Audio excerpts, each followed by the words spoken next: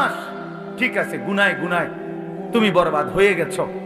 11 মাস আমারে ডাকতে সময় পাও নাই, ঠিক আছে। এখন যদি ভুল বুঝতে পারো তো বান্দা ঠিক আছে, 11 মাস থেকে কমাইয়া আইনা আমি 1 মাস তোমার কাছে সুযোগ চাইলাম। যা, 1টা মাস আমারে সুযোগ দাও, 1টা মাস গুনাহ ছেড়ে দাও, 1টা মাস আমার হুকুমগুলো পালন করো। আমি 1 মাসেই লাআল্লাকুম তাত্তাকুন, মুত্তাকি বানিয়ে দেব, জান্নাতি বানিয়ে দেব। তবুও যদি কদর না করো তো আল্লাহর নবী বলছেন, জিব্রাইল এই জন্য রমজানের লাস্টে আইসা জিব্রাইল বলছে, ইয়া রাসূলুল্লাহ, এত বড় রমজান পেয়ে ইফতারের নেকি, সেহরিতে নেকি, তাহাজ্জুদে নেকি, তারাবির 20 রাকাত নামাজে নেকি, শেষ দশকের এতেকাফে নেকি, সবে কদর তালাশ করার দ্বারা নেকি, জিকির করার দ্বারা নেকি, তেলাওয়াত করার দ্বারা নেকি, দোয়া করার দ্বারা নেকি, কাউকে সামান্য ইফতার করাইলো নেকি, এরপরে একটা নফল একটা ফরজের সমান, একটা ফরজ 70টা ফরজের সমান।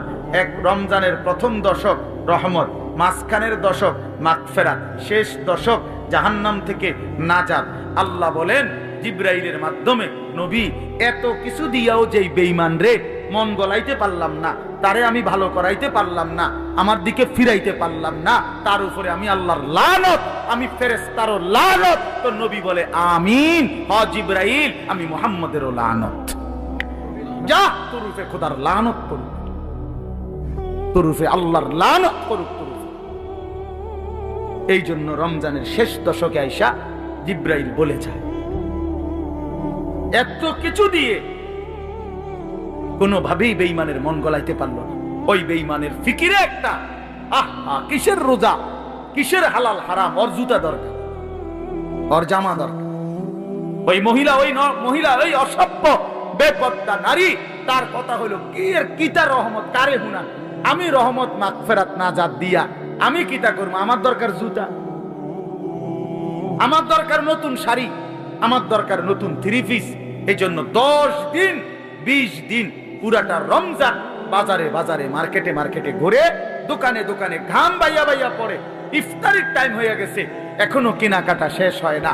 সবে বড় কদর কই গেল, এতেকাফ কই গেল, আল্লাহর জিকির তেলাওয়াত কই গেল, 70 গুণ নেকির রমজান কোথায় গেল? সবকিছু এক জোড়া জুতার জন্য, একটা জামার জন্য, একটা কাপড় চোপড়ের জন্য শেষ করে দিল। হায় হায় মুসলমান, কত অল্প মূল্যে নিজেকে বিক্রি করে দিল। আখিরাতটা কত, আল্লাহর এতগুলো